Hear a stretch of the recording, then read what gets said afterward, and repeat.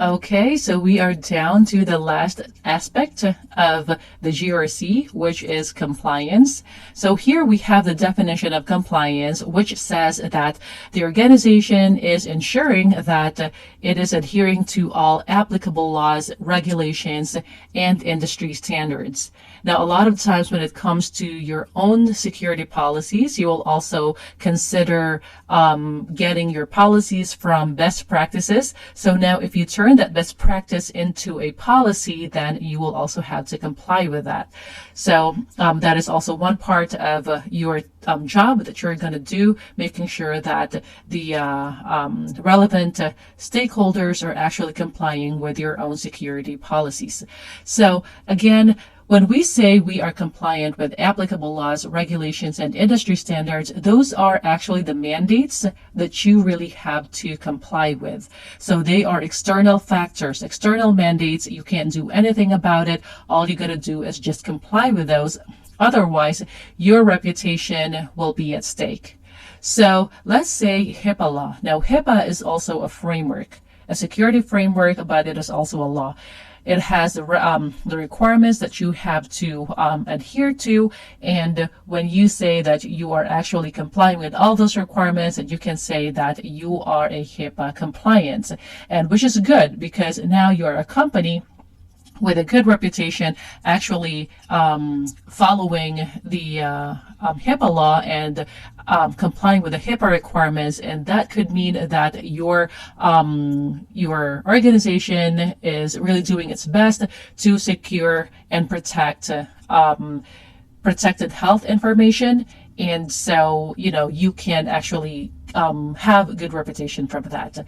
But I'm not saying at all that when you say you are compliant, meaning that you are secure, because compliance is not equal to security. You would hear that a lot as well.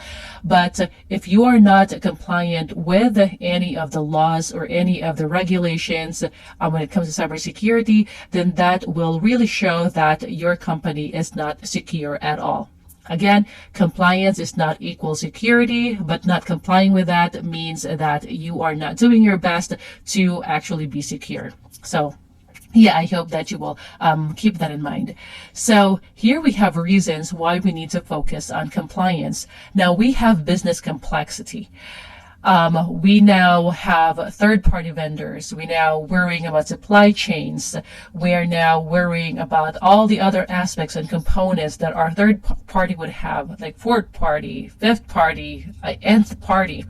It's very complex because now we need to also consider those, not just our organization. So you have to consider other things as well in order to conduct business. And actually, you cannot conduct business sometimes if you don't have those other parties. So again, that's why it is getting very complex right now. And that's one reason why we need to comply with the laws, regulations, rules, standards, and whatever that might be. And also we have changes to regulations. Now regulations would change because of the changes as well to our environment. So we have changes in technology, making our business more complex. And so we have to change the regulations so that we can keep up with the actual changes in the actual environment. So when there are changes to regulations, you make sure that you review your policies, you review your security controls, you review everything, you assess everything, and so that you can say that you are actually compliant. Now, if you're not compliant, you can actually face fines and penalties. Now, fines and penalties are really increasing by the billions, so it's not a joke. A lot of companies are going bankrupt because they had a breach and it was proven that they are not actually compliant with the laws, regulations. They had to pay penalties and fines, and it's, they couldn't afford it, and they ended up going bankrupt. There are even hospitals, healthcare providers that are also going bankrupt because of that. So yeah, just keep that in mind. You really need to comply with the laws and regulations. So it's not just really protecting, everything and putting all security controls in place to protect the data and all that. The reason is that we have to be compliant as well. Okay, and we have here integrity and reputation as well. So I mentioned that if you are not compliant and then you have a breach, you gain a bad reputation. It's not good for you. Then you will actually lose customers and the trust of the public. So again, it's not good. And plus, I remember, if you can remember, the principal performance that OSEG I was telling you about. OSEG is actually considering their GRC to the path to principal performance, which is the part of the compliance side is acting with integrity. So the principal performance is addressing uncertainty while acting acting with integrity. Or I think I got that wrong. Yeah, but anyways, the compliance side of that is acting with integrity.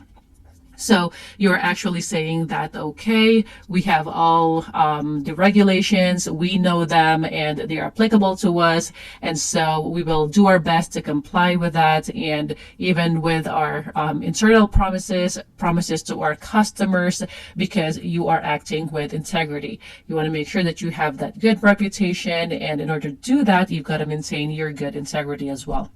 So here there's a note that says effective compliance helps organizations avoid penalties, fines, and legal issues while fostering a culture of ethical behavior and responsible business practices, which is true because that's what we want to aim for. And that's why we are actually doing our best to make sure that the relevant stakeholders are also compliant with all the things that we need to comply with. So yeah, I hope this makes sense. And I also hope that by now you understand the importance of GRC within the cybersecurity field and the importance of what you're going to be doing when you actually go into cybersecurity.